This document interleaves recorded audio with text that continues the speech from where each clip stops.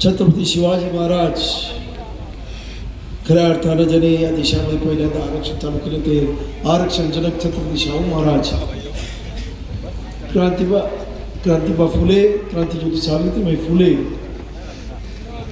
अण्णाभाऊ साठे आणि तुमच्या आणि माझ्यात नव्हे तर या देशातल्या प्रत्येक माणसाच्या जीवनाचा विकार करते महामानव विश्वरत्न बोधिसत्व डॉक्टर बाबासाहेब आंबेडकर यांच्या विचारांना आणि प्रतिमांना त्रिवार वंदन करून आजचं जे आंदोलन आहे खरं म्हणजे अख्खा महाराष्ट्र पेटलेला आहे.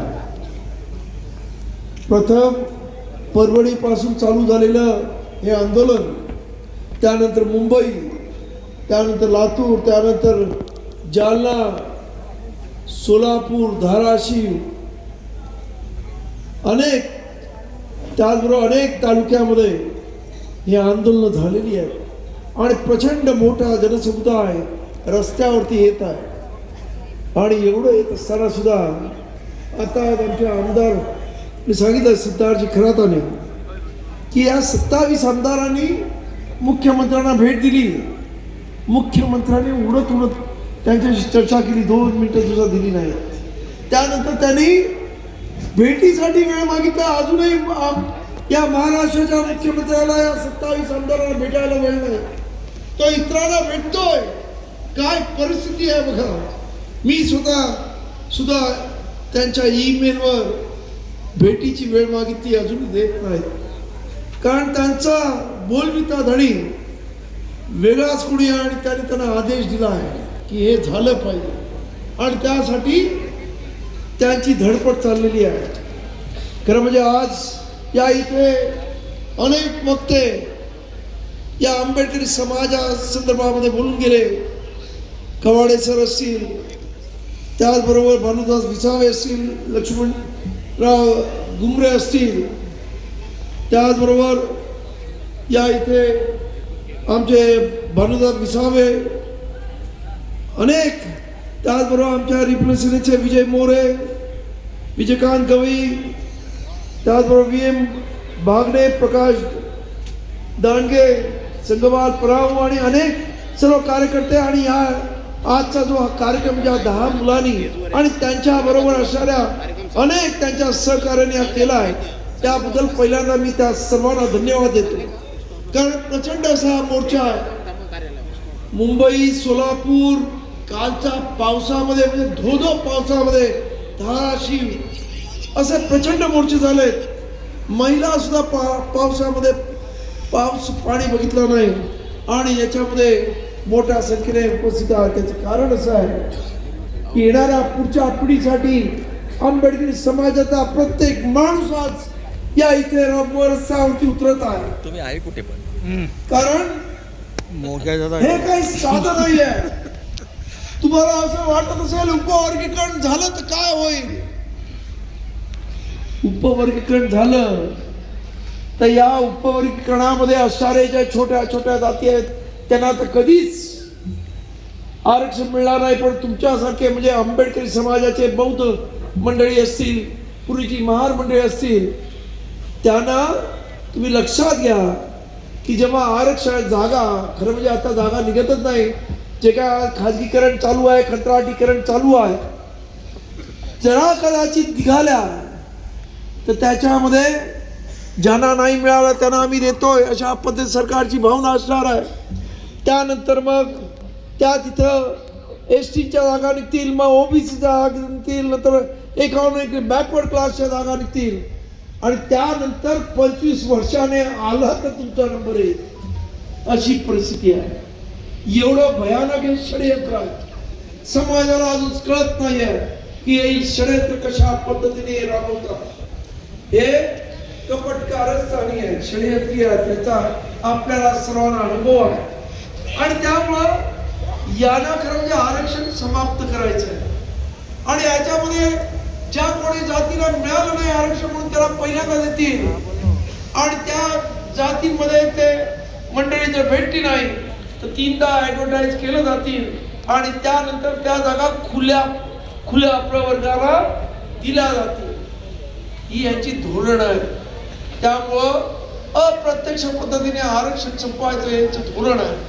आणि म्हणून आपल्या सर्वांना मी सांगू इच्छितो की हे जे आज आपण लढाई करतोय ही आपल्या भावी पिढीच्या उत्कर्षासाठी करतोय. या इथं असणाऱ्या संपूर्ण 59 जातीने एकत्र घेऊन करतोय. याचं कारण असं आहे की बाबासाहेब आंबेडकरांनी जेव्हा 341 कलमाखाली या अनुसूचित जातींना जेव्हा आरक्षण दिलं तेव्हा बाबासाहेबांनी विचार केला नाही की हा मारा चर्मकार आहे, हा मातंग आहे. बाबासाहेबांनी ब्रिटिशांशी सुद्धा भांडण करत असताना त्यांच्या लिखाणामध्ये लिहिलेलं आहे की हा डिप्रेस क्लास आहे. म्हणजे हा क्लास हा दलित वर्ग आहे. त्याने जाती समूह असं म्हटलं नाही. बाबासाहेबांच्या लिखाणामध्ये असं आहे की हा संपूर्ण समूह हा एक वर्ग आहे. बाबासाहेबांनी लिहिलंय की हिंदू धर्मामध्ये 4च वर्ण खऱ्या अर्थाने आहेत. ते म्हणजे ब्राह्मण, क्षत्रिय, वैश्य आणि 4था वर्ण शूद्र म्हणजे ओबीसी ज्याला आपण म्हणतो. तेली माळी कोळी. साहेबांच्या लिखाणामध्ये बाबासाहेब म्हटलंय की आपल्याला जरी आपण म्हणतो इथे की हा चर्मकार आहे, हा मातंग आहे किंवा ढोर आहे, की यांना ही नावं त्यांच्या कार्यानुसार मिळालेली आहेत. ते काम करतात त्यानुसार मिळालेली आहे. आणि त्यामुळं हा एक होमोजिनियस म्हणजे एक संघ असणारा हा वर्ग आहे. ज्यांना अनुसूचित जातीच्या शिवाशिवीचा असेल, पाण्याचा प्रश्न असेल, इतर अनेक हाल अपेष्टा या सारख्या होत्या. आणि म्हणून याला एकत्र आरक्षण बाबासाहेब आंबेडकर दिलं. परंतु आज आपल्या स्वतःच्या स्वार्थासाठी या होमोजिनियस म्हणजे एक संघ असणाऱ्या अनुसूचित जातीचा उपवर्गीकरणाचा घाट या देशामध्ये घातला जातोय. अर्थात यामध्ये सर्वच सामील आहेत. हे दुर्दैव आहे. बीजेपी वाले तर उघड सामील आहेत, पण इतर पक्ष सुद्धा सामील आहेत. कारण कर्नाटकात, तेलंगणामध्ये काँग्रेसवाल्यांनी सुद्धा हे उपवर्ग केलेला आहे. त्यामुळं या नाण्याच्या दोन्ही बाजू एकच आहे ते लक्षात घ्या.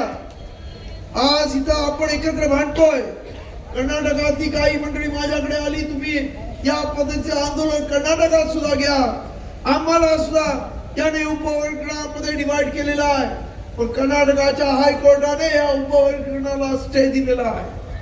तेव्हा आपल्या सर्वांना मी सांगू इच्छितो की हे जे चाललेलं आहे हे आंबेडकरी समाजाला मिळणारं आरक्षण आणि त्यामुळे होणारी त्यांची प्रगती ही यांच्या डोळ्यामध्ये खुपते आहे. कारण हे 3.5% वाले यांनी सर्व आरक्षण जरी केलं तरी 3.5% वरती याचं पॉप्युलेशन नसल्यामुळं त्यांना मिळणार तर किती. आणि आज आंबेडकरी समाज या खरं म्हणजे 1961ला एससी समाजाचं 13% ही लोकसंख्या होती. 2011 मध्ये एससी समाजाची 18% लोकसंख्या आहे या महाराष्ट्रामध्ये. आणि माझ्यामध्ये नवीन जो आता ही जनगणना होईल त्याच्यामध्ये 20%च्या वरती एससी समाज असेल. त्यामुळं तुमचं महाराष्ट्रातलं आंबेडकरी समाजाचं प्रमाण हे 10%च्या वरती आहे, लक्षात घ्या. आणि 10%मधले 5% जरी शिकलेले आणि जागेवरती वेगळ्या गेलेले असते तरी ते मनुवाद्यांच्या पेक्षा कितीतरी पुढे जातात ही त्यांना भीती वाटते. आणि त्यामुळेच हे आरक्षण अप्रत्यक्ष पद्धतीने संपवण्याचा प्रयत्न ही मंडळी करत आहे. तेव्हा माझं आपल्या सर्वांना आव्हान आहे की आज तुम्ही सर्वजण एकत्र येत आहेत. अख्ख्या महाराष्ट्रामध्ये आंबेडकरी समाज एकत्र येत आहे. अनुसूचित जात मी आंबेडकरी समाज म्हणजे त्या संपूर्ण 59 जातींना आंबेडकरी समाज समजतोय. कारण आज आमच्या बरोबर आमचे चर्मकार बांधव खांद्याला खांदा लावून आमचे खाटी समाजाची लोक, सोलापूरला तर हजारो मातक समाजाची लोक, त्याचबरोबर अनेक छोट्या छोट्या जातीची मंडळी आज आंबेडकरी समाजाबरोबर या उपवर्गीकरणाला विरोध करण्यासाठी येत आहे. आणि त्यामुळे मोठी आंबेडकरी समाजाची ताकद बनत आहे. त्यांनी प्रयत्न केला होता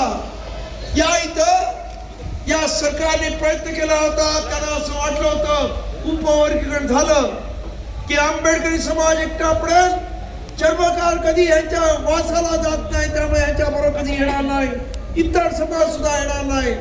परंतु आम्ही पहिल्यांदा प्रयत्न केला, या सर्व जातींना एकत्र केलं, त्यांना समजावून सांगितलं. आज या सर्व जाती आपल्या खांद्याला खांदा लावून या उपवर्गीकरण विरोधात मध्ये उभ्या आहेत. आणि आज या तुमच्या बुलढाण्यामधून या सरकारला आम्ही सांगू इच्छितो की आमच्या नादी लागू नका. का आंबेडकरी समाज हा फार विचित्र आहे. एकानं केंद्र सरकार हलवलं, इथं तर हे सर्वच अभिजितराव इथे सर्वच आहेत, आणि ते जर उठले तर मुख्यमंत्री तुमची खुर्ची सुद्धा जागेवर राहणार नाही, हे लक्षात घ्या. कारण आंबेडकर वाद्यांबरोबर पंगा आतापर्यंत कोणाला परवडला नाही. 2018 मध्ये भीमा कोरेगाव मध्ये सुद्धा तुम्ही मनुवाद्यांनी आंबेडकरी समाजा विरुद्ध पंगा घेतलात. अचानक आम्हाला भीमा कोरेगाववर आमच्या लोकांवरती हल्ला केलात. 1 जानेवारी हल्ला केला, 3 जानेवारीला न भूतो न भविष्यती अशा पद्धतीने याच आंबेडकरवाद्यांनी महाराष्ट्र बंद केला, मुंबई बंद केली. अरे मुंबईतली अनेक इंटरनॅशनल फ्लाइट्स त्या दिवशी रद्द झाले. अख्ख्या जगामध्ये बातमी झाली मुंबईमध्ये काहीतरी झालं, आणि मग कळलं भीमा कोरेगाव काय. अख्ख्या जगाला त्या दिवशी भीमा कोरेगावचा इतिहास कळला. त्यामुळं आमच्या नादी लागू नका, या स्पष्टपणे देवेंद्र फडणवीस माझं सांगणं आहे, आणि या सरकारमध्ये असणाऱ्या मनुवादाला सांगणं आहे. आजपर्यंत आपण स्वतः कधी पुढे येत नाही, कपटकार असताना करून या पद्धती करता. माझं आव्हान आहे, हे उपवर्गी करायचं असेल तर खुल्या प्रवर्गामध्ये करून दाखवा, म्हणजे आम्हाला कळेल या महाराष्ट्रामध्ये सर्वात जास्त जागा या महाराष्ट्रामधल्या मग त्या खासदारकीच्या आमदारकीच्या असो किंवा मंत्रिमंडळातल्या असो किंवा न्यायाधीशांच्या असो किंवा सरकारी नोकऱ्यामध्ये असो, या इथं मनुवाद्यांनी किती जागा घेतल्या, त्या खुल्या प्रवर्गामध्ये जर उपवर्गी केलं तर सर्व दूध का दूध आणि पाणी का पाणी होईल. आमची ही मागणी आहे. तुमच्यात हिंमत असेल तर करून दाखवा, आणि नंतर आमच्याशी बोला. परंतु आज या इथं खरं म्हणजे की आंध्र प्रदेश वर्सेस ईव्ही चिनिया नावाचा 2004 साली सुप्रीम कोर्टामधल्या 5 जणांच्या बेंच समोर हे प्रकरण आलं. त्या 5 सुप्रीम कोर्टाच्या जजने 2004 मध्ये सांगितलं की शेड्यूल कास्ट हा एक संघ म्हणजे होमोजेनस ग्रुप आहे, त्याच्यामध्ये उपवर्गी करता येणार नाही असा निर्णय घेतला. त्यानंतर दलविंदर सिंग वर्सेस पंजाब गव्हर्नमेंट यांची 2010 मध्ये हायकोर्टामध्ये केस, पंजाबच्या हायकोर्टामध्ये केस गेली, आणि पंजाबच्या हायकोर्टाने निर्णय दिला की अशा पद्धतीचं उपवर्गीकरण करता येत नाही. पण 2014 नंतर तुम्ही पाहिलंय सुप्रीम कोर्ट सुप्रीम राहिला की नाही हा मोठा प्रश्न निर्माण झालेला आहे. आणि त्यामुळं 1 ऑगस्ट 2024 रोजी 6-1 बेला तिवारी नावाची त्याच्यामधली सुद्धा जज तिने कोणाचाही न ऐकता प्रामाणिकपणे 6-1 म्हणजे तिचं मत आपलं वेगळं मत दिलं. खरं म्हणजे तर तसं बघितलं सुप्रीम कोर्टाच्या जजच्या निर्णयाप्रमाणे त्या आधीच्या 5 जणांनी आणि हिने 6-6 अशी जजमेंट झाली असं म्हटलं तर वाव ठरणार नाही. पण दुर्दैवानं सुप्रीम कोर्टाने सुप्रीम राहायचं नाही असं ठरवलंय. ही खरं म्हणजे दुर्दैवाची गोष्ट आहे, नाही तर काँग्रेस पार्टी जन्मालाच आली नसती.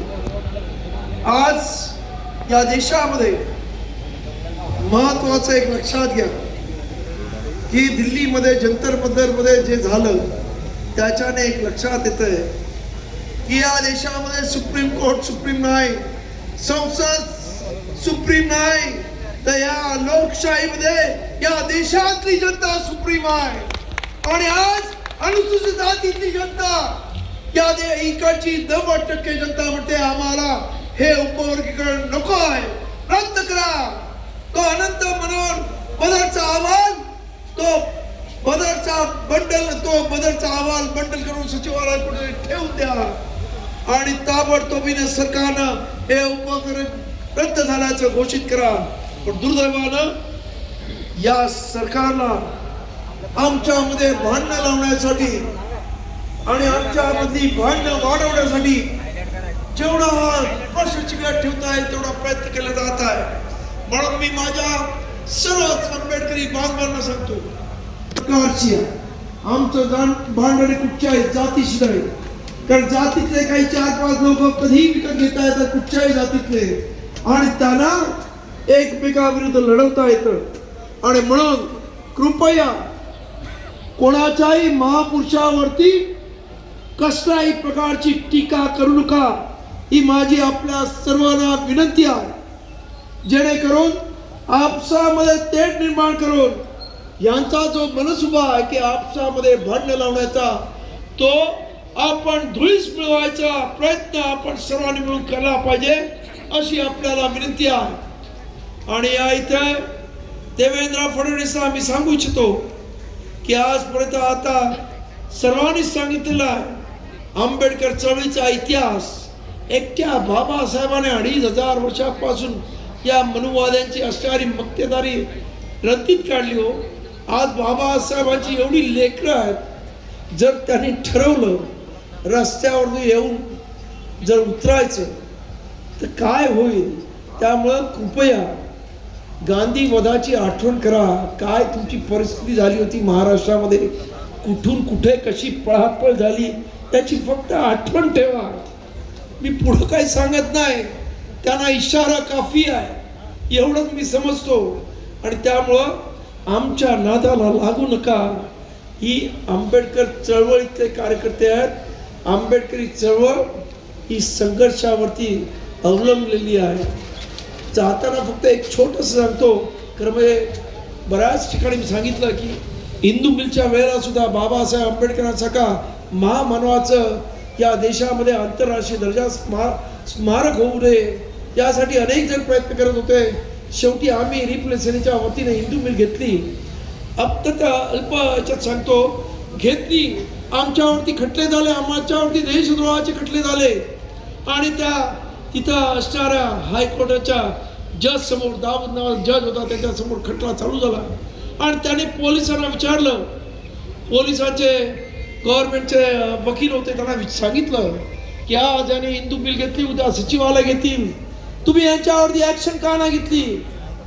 तेव्हा त्यांनी ॲफिडेव्हिट काय दिलं माहिती का, त्यांनी ॲफिडेव्हिट दिलं की, आणि वरती जजने विचारलं तुम्ही तिथे SRP लावली होती, मुंबई पोलीस होते, रॅपिड ॲक्शन फोर्स होते, तरी घुसले, तुम्ही काही केलं का नाही. कमिशनरला मुंबईच्या विचारलं, मुंबईच्या पोलीस कमिशनरने त्यावेळेच्या उत्तर दिलं, मी आदेश दिला असता त्यांचे 40-50 जण मेले असते, 100-200 जखमी झाले असते, पण माझ्या पोलीस दलातला एकही जिवंत सापडला नसता.